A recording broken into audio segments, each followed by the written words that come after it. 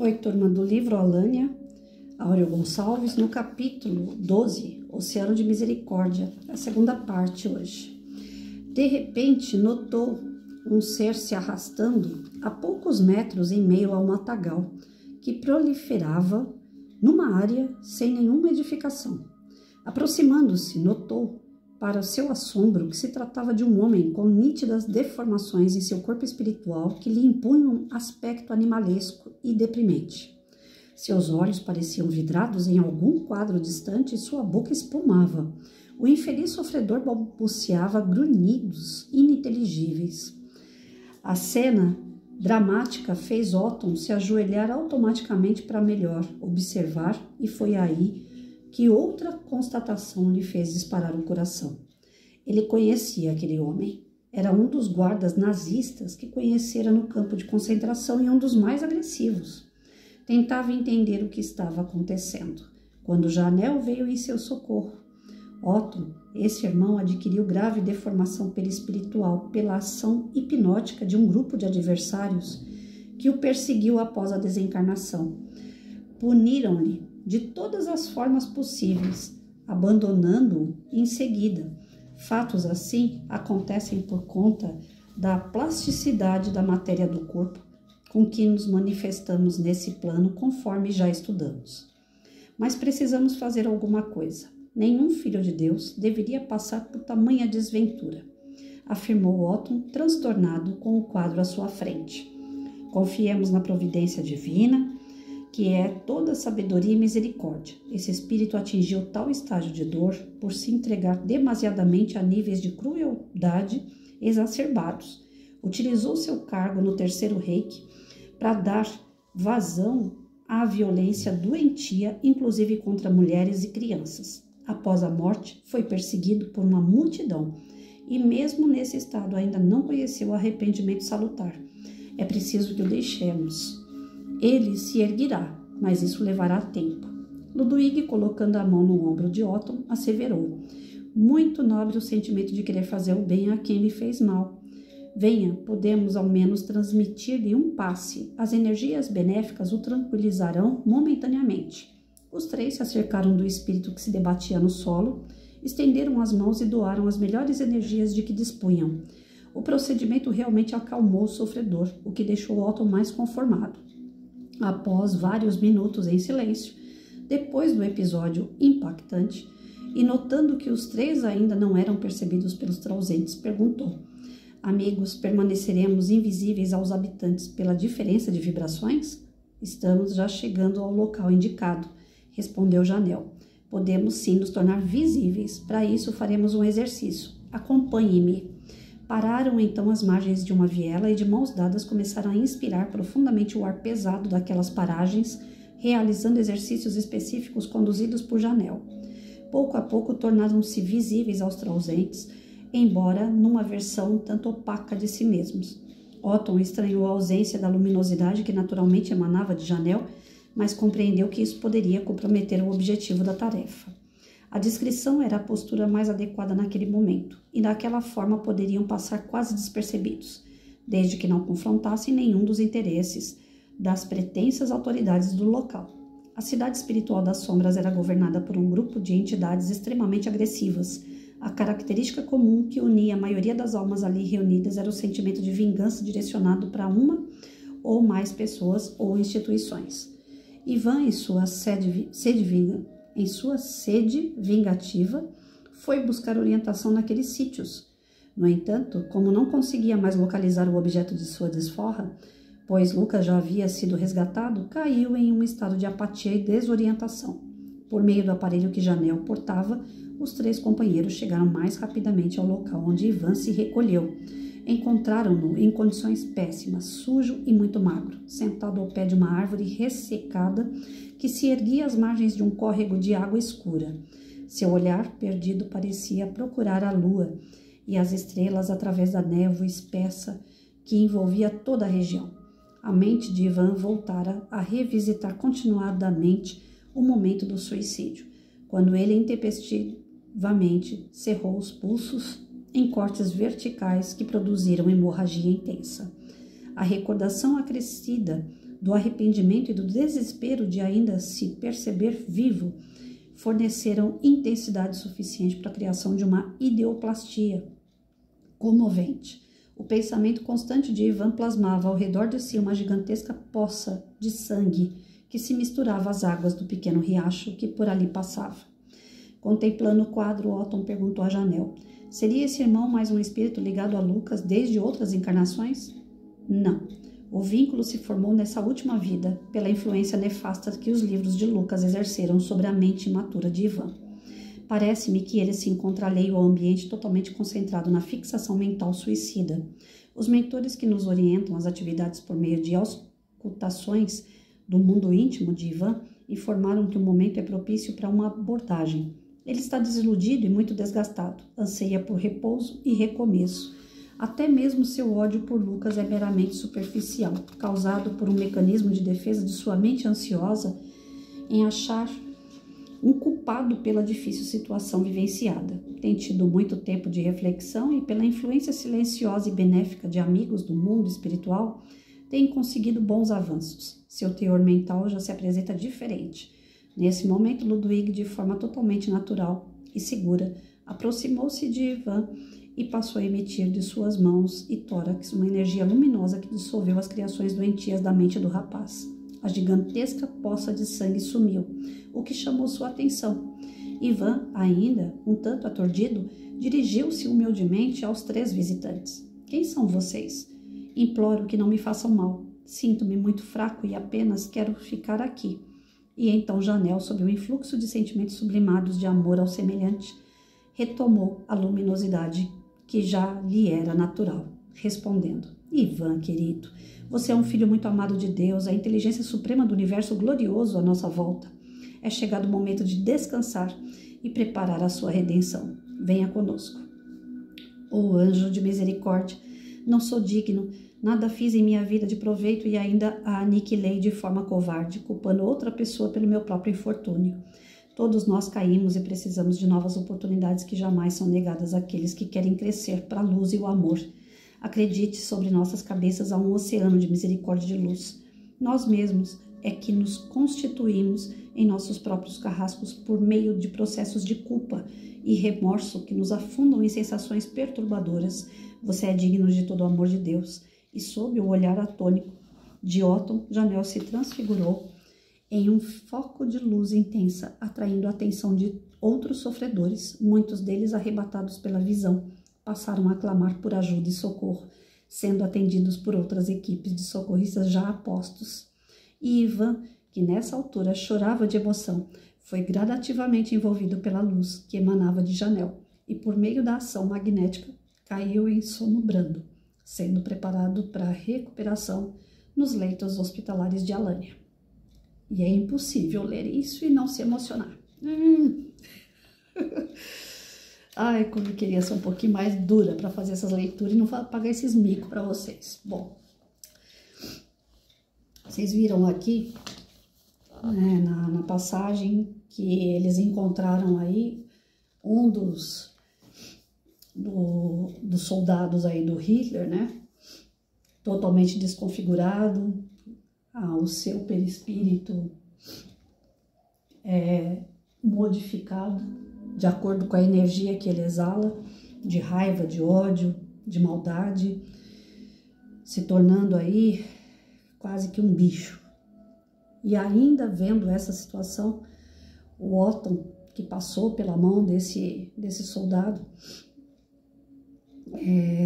não conseguiu sentir raiva dele. Para vocês verem como que a grandeza do espírito, ele compreende a pequenez do outro.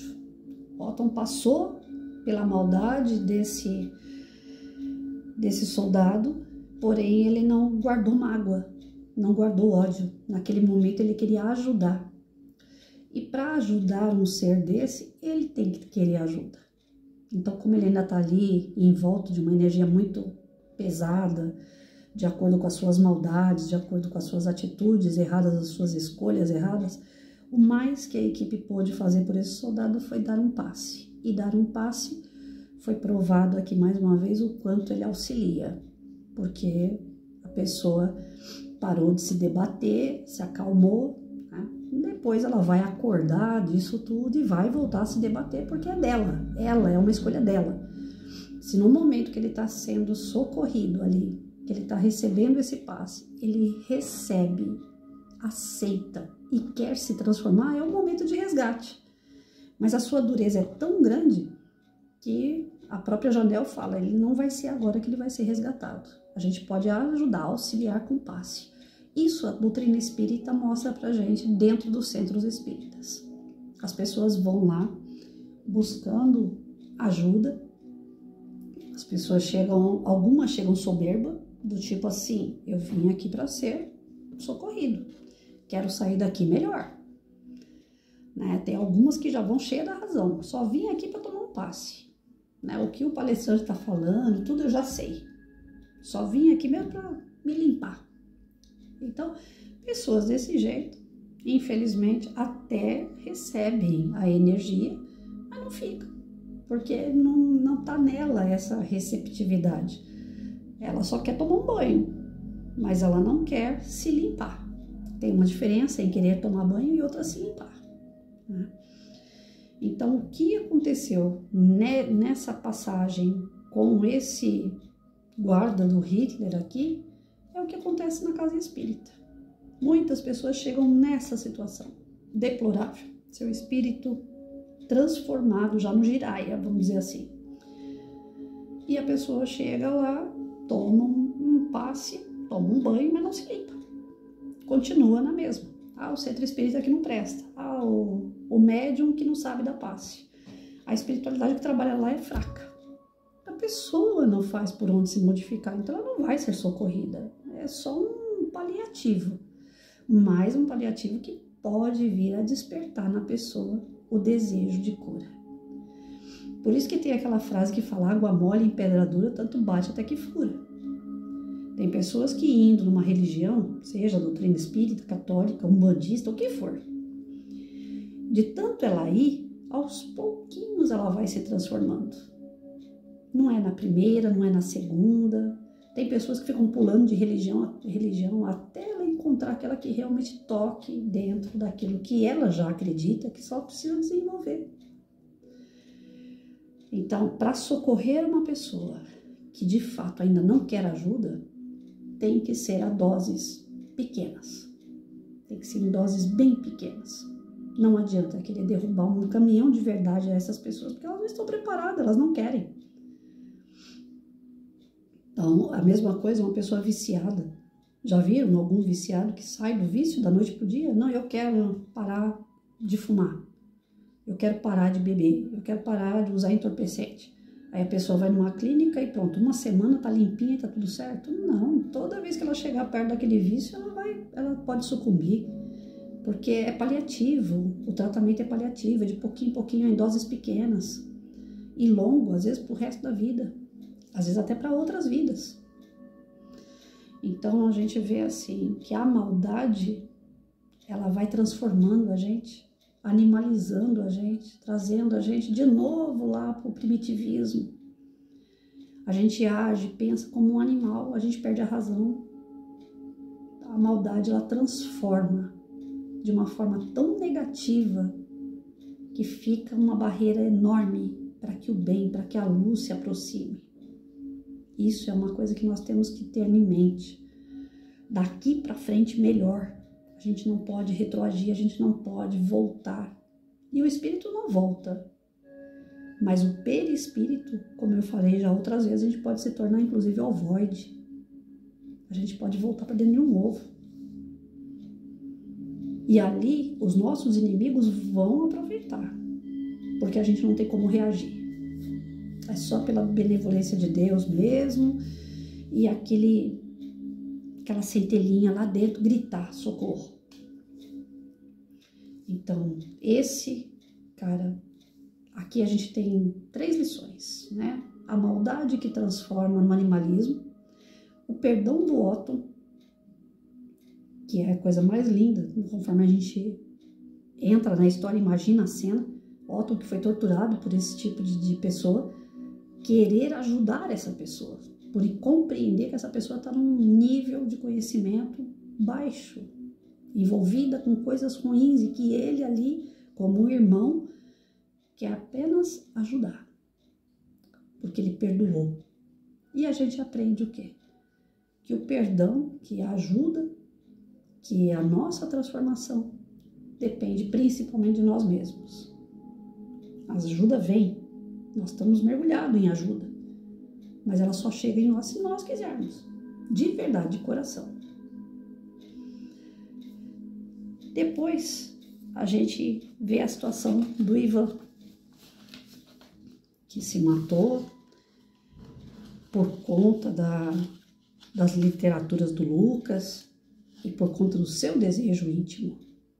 Então, o Ivan já tinha esse desejo autodestrutivo. A partir das literaturas do Lucas, isso reforçou dentro dele que seria o certo, que seria o correto, acabar com a própria vida. Só que a nossa vida é espiritual, não é material. E a vida não cessa.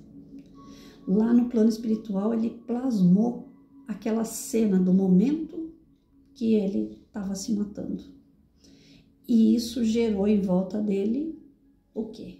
Uma poça de sangue, ele retomando aquela cena, revivendo aquele momento em que ele deu um corte no pulso, tentando fugir da vida, tentando escapar dos seus problemas e criando um muito maior. Cansado de sofrer, cansado de ficar ali, vendo aquela cena, revivendo aquele momento, quando chega a equipe, ele humildemente pede socorro. Aí é uma outra situação. Ele pedindo socorro, ele é atendido. A equipe já foi para tentar resgatar e ver se era o momento para isso.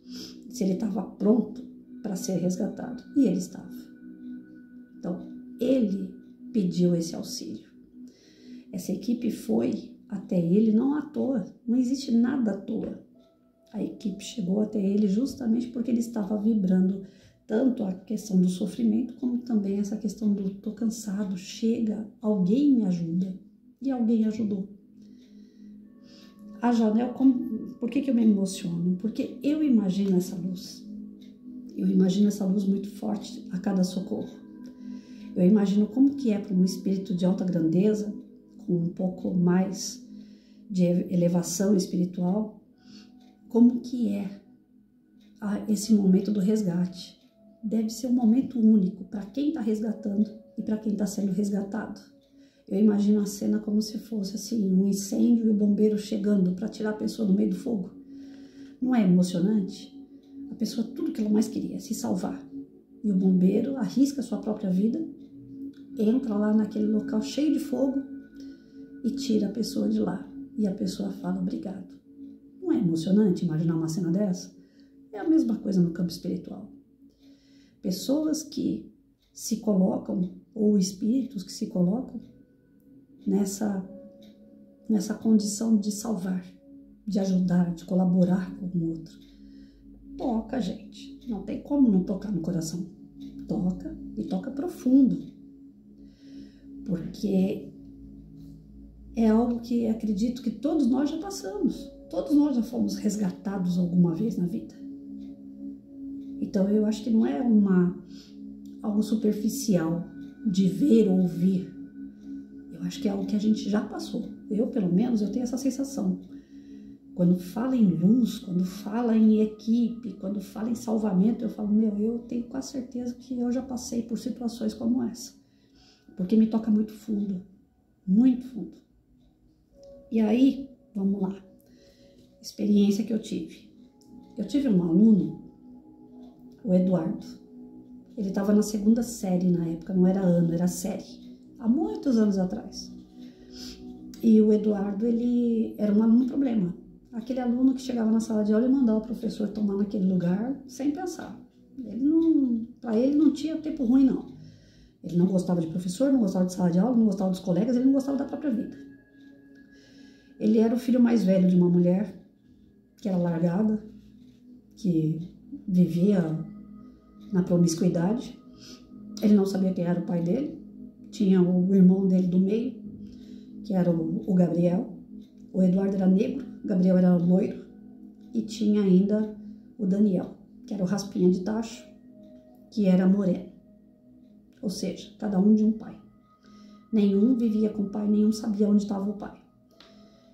E o Eduardo veio para mim, eu era e sou, né, aquela pessoa mais rígida, mais dura, disciplinadora e tal.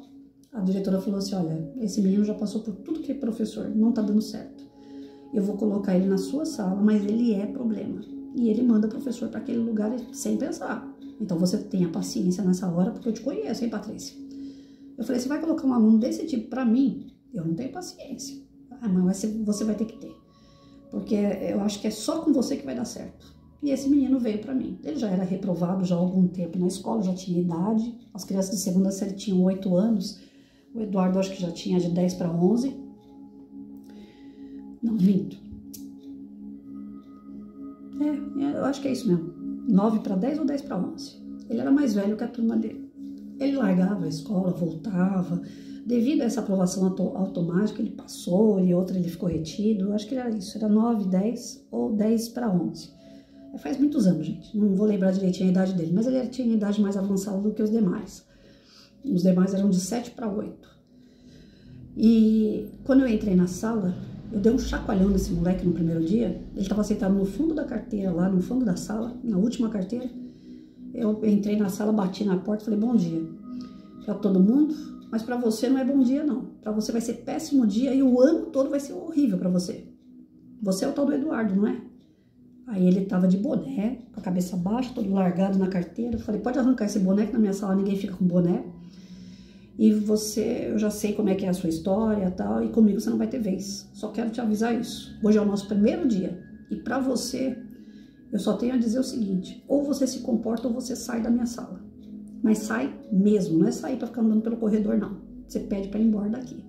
Porque se você gosta de fazer inferno na vida de professor, eu vou fazer inferno na sua vida.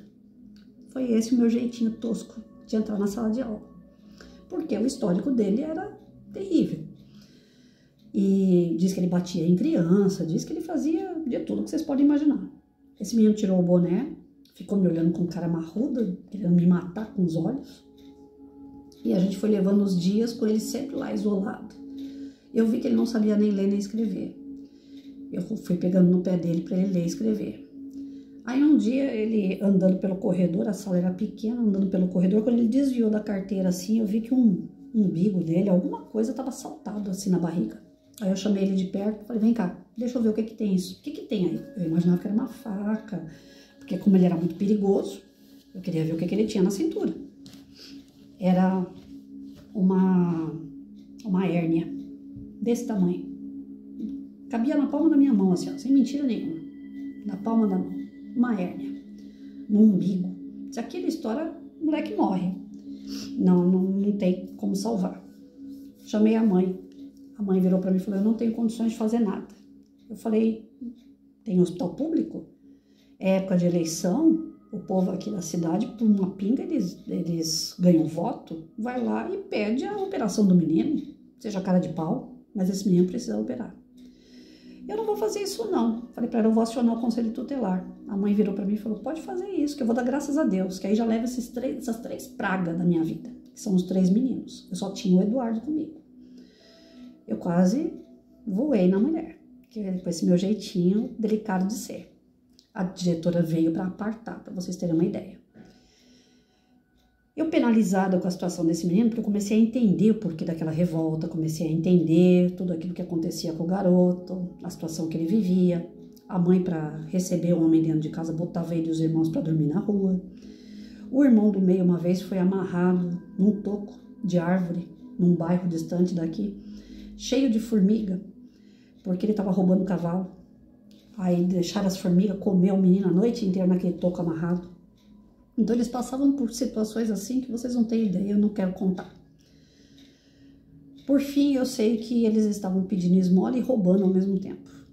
Aí eu falava sempre com ele, para com isso vai te levar a lugar nenhum, né? O Gabriel era o pior de todos, que era o do meio. O Eduardo ainda me ouvia, começou a me ouvir. Chegou no meio do ano, eu fui trocar de letra de forma para manuscrito. E eu comprei caderninhos de capa dura, com bichinho, aquela coisa toda de professor, né? E dei o caderno novo para eles e falei, nesse caderno a gente vai fazer letra manuscrita. No outro caderno a gente continua com letra de forma e a gente vai aprendendo a escrever com uma letra e com a outra. Ele começou a copiar da lousa, aquelas letras todas coladas uma na outra, ele não estava alfabetizado ainda, ele só sabia a sílaba simples, o mais que eu consegui com ele. Ele ficou nervoso, ele catou o caderno, jogou no chão com tudo. Eu não vou fazer essa... E falou um palavrão. Aqui não. Aí eu catei o caderno de capa dura, joguei na mesa em cima dele. Você vai fazer essa... Sim. Xinguei também. Quando ele viu aquilo, ele falou, eita, essa professora não é que nem as outras. Ela é doida. Aquele dia eu ganhei o respeito dele. Eu tô falando que eu agi certo? Não. Podia ter dado tudo errado. Mas deu certo. O Eduardo passou a me respeitar a partir dali. Passou um tempo, ele comprou um negócio de celular, como é que eu posso explicar? Um suporte para colocar celular. Nem celular eu tinha. Era uma mãozinha de um Mickey e ela abraçava assim com os 2 dedos assim da lateral, ela abraçava o celular. Era um suporte. Ele veio com um saquinho e veio com a nota. Professora, esse aqui eu não furtei, eu não roubei. Eu comprei para dar para a senhora. Eu tenho até hoje guardado essa mãozinha, gente. Já tem anos isso, tem 20 anos isso. Eu tenho até hoje guardado essa mãozinha. Mas eu não tenho o Eduardo. Eduardo se formou comigo na 4ª série. Foi embora, eu perdi contato. Anos depois vieram me dar notícia. Não, antes de me dar notícia, Eduardo apareceu com 18 anos na porta da escola. Todo mundo tinha ódio do menino. Eu conhecia a história dele, eu não tinha ódio dele. E ele gostava de mim. E ele chegou na porta da escola e falou, professora, me salva. Se a senhora não me salvar, eu vou morrer. Falei, e agora? Como é que eu te salvo? Se fosse uma equipe, talvez eu conseguiria salvar a vida daquela criatura, porque ele queria ajuda. De fato, ele queria. Mas eu não consegui salvar. Porque era eu. Só eu. Eu liguei para clínicas, eu liguei para algumas religiões, algumas igrejas, alguns lugares. Lugar nenhum quis acolher aquele garoto. E ele estava pedido tanto pela polícia como por bandidos. Depois de algum tempo eu tentei fazer, não consegui. Aí encontrei, eu estava chegando na porta de casa, aí encontrei com ele assim umas 3, 4 vezes nesse meio tempo. E um dia eu cheguei na porta de casa, estava um dia de neblina, escuro. E eu escutei do outro lado da avenida, professora. Falei, hoje eu vou ser assaltada. Não consegui ver quem era, a neblina não deixava. E eu não reconhecia a voz. O chinelo desse tamanho no pé, pé sujo, bermudão, os dentes todos cerrados, uma mochila nas costas. Professora, eu vim aqui para me despedir da senhora. Eu falei, como assim, Eduardo? Para onde você vai? Eu vou para Cracolândia. Estavam desfazendo a Cracolândia naquela época, lá em São Paulo. Eu falei, mas se você for para lá, você vai morrer, porque eles estão desfazendo de tudo aquilo lá. Tem gente morrendo lá. Ele falou, se eu ficar aqui, eu vou morrer também. Então eu fui me despedir da senhora. E ele lembrou do episódio. Ele falou assim, a senhora foi a única que me ensinou a ter disciplina. A única que me ensinou a ter limite. Sabe quando que a senhora me ensinou? No dia que a senhora jogou aquele caderno em cima de mim, depois de eu ter jogado ele no chão e falado que não ia fazer a lição. A senhora, através da sua dureza, a senhora fez eu entender que nem tudo eu podia fazer. Só que já era um pouco tarde, professora. A senhora foi a única que fez isso. Mais ninguém fez. A senhora foi a única que me direcionou. Ninguém mais me direcionou. E eu tive péssimas escolhas. Então eu venho aqui para me despedir. Aí aquele menino me abraçou, tudo. Eu falei, poxa, mas eu queria tanto fazer alguma coisa por esse garoto. E ele estava querendo. Naquele momento eu sentia, de fato, que o Eduardo queria ajuda. Mas eu não consegui uma equipe. Eu não consegui pessoas que acreditassem tanto quanto eu naquela vida. E ele, passado algum tempo, eu recebi a notícia que o Eduardo tinha sido morto de uma forma violenta. Até hoje isso é difícil de encarar para mim. E aí eu pedi para o plano espiritual. Vamos lá. Eu não sou só físico, eu sou espírito, então eu quero achar o Eduardo. E é engraçado que a espiritualidade me carrega no colo, né? Eu acho que eu sou uma pessoa assim que eu não tenho o que reclamar. Quanto à espiritualidade, meu Deus, como eles me ajudam. Eu falei, eu preciso ter notícia do Eduardo, vocês vão me ajudar. Vocês querem que eu acredite na vida após a morte? Era bem no começo, né? Quando eu entrei pro espiritismo, isso daí, tudo, eu falei assim, se vocês querem que eu acredite em vida após a morte, vocês vão me levar até o Eduardo, que aí eu vou acreditar.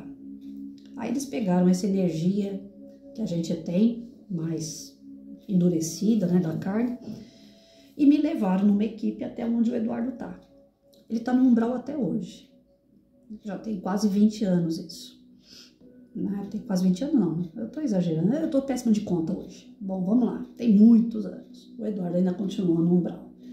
Cheguei lá, eu peguei o menino dentro de uma lama com o pescoço para fora. É assim que ele tava a última vez que eu cheguei lá. A equipe espiritual que vai comigo, eles são um pouco mais, como que eu posso dizer? O espírito é mais sutil, não é visível ao Eduardo, como aqui aconteceu, né? Eles ficaram invisíveis, onde eles foram buscar o Ivan. Eu apareço pro Eduardo, os demais não, porque eu tenho essa energia mais voltada para a carne, né? É mais densa. Então eu vou na frente para que ele me veja. E se ele falar perdão, se ele falar eu tô arrependido, a equipe pode me ajudar a socorrer. Mas ao contrário do que se esperava, nos últimos dias de vida encarnado, ele queria ajuda. Mas por não ter tido a ajuda, ele se revoltou ainda mais. Então ele continua no umbral e não consegue se arrepender, não consegue pedir. Eu vou lá, eu vejo o meu menino daquele jeito e não consigo tirar ele de lá. Então algumas tentativas nós já fizemos, mas ele não reage, ele não aceita. É muita revolta, é muito ódio que tem no coração dele. Então eu tô falando como o Santo Tomé que eu sou. Se falassem essas coisas para mim e eu não tivesse visto, não tivesse participado, eu ia falar para vocês, ó, pode ser que aconteça, pode ser que não, mas isso aqui me toca o coração porque eu sei que acontece, porque eu sou utilizada. Essa noite mesmo, de tanto que eu pedi, de tanto que eu quero ajudar esse pessoal que tá lá no sul, essa noite eu fui utilizada para ir até lá. Eu passei 4 horas dormindo essa noite, eu quase não dormi. 4 horas. As 4 horas que eu consegui desprender do meu corpo, eu estava lá naquela água suja e escura, achando pessoas. E pessoas que estão com a água no pescoço ainda tem. E a gente foi lá. Então, assim, esses resgates, não que eu seja um espírito elevado, veja bem, não sou mesmo, mas eles utilizam dessa energia mais carnal, mais pesada, mais densa que eu tenho, e esse desejo que eu tenho de ajudar para me usar como um instrumento de apoio para o socorro. E isso, gente, é emocionante. Isso toca o coração da gente. Isso transforma a gente. E a gente compreende de verdade que a gente só é socorrido, que a gente só tem esse merecimento quando o nosso coração vibra a nosso favor. E ele só pode vibrar a nosso favor quando a gente está ligado em quê? A Deus, a espiritualidade. Não tem outro caminho. Tudo que a gente tem em volta é supérfluo. O que é essência é o nosso espírito, é o amor a Deus. É a nossa condição com o Criador. Então é por isso que eu me emocionei. Essas são as histórias que eu tenho para contar para vocês e elas de verdade, elas existem. Não tá só num livro que o Áureo tá contando, não. São coisas que eu já passei e que eu posso garantir para vocês, que nós somos muito úteis, enquanto encarnados, a socorrer os desencarnados também. Eles precisam querer e a gente também tem que ter amor para doar nessas situações. E a gente é utilizado. Então a gente não é só aquela história da gente ficar pedindo. Nós também podemos dar. De todas as formas. Inclusive assim, sendo útil à espiritualidade em socorros. Basta cada um de nós ver para que a gente serve. Serventia a gente tem. A todo momento o trabalho aparece. O trabalhador é que tem que estar pronto para assumir a responsabilidade do trabalho. Tá certo? Então aqui a gente encerra esse capítulo vendo que o Ivan está sendo socorrido porque o coraçãozinho dele vibrou em favor dele mesmo e a espiritualidade socorreu. Que a gente tenha essa certeza que todos nós somos amparados. Basta a gente estar sintonizado com o plano maior. Todos nós podemos socorrer. Basta a gente estar sintonizado com o plano maior. Tem para onde correr? Não tem. Somos nós e Deus no final das contas, né? Somos nós e Deus. É o Criador e a criatura. Não tem como fugir disso. Ótimo dia para todos.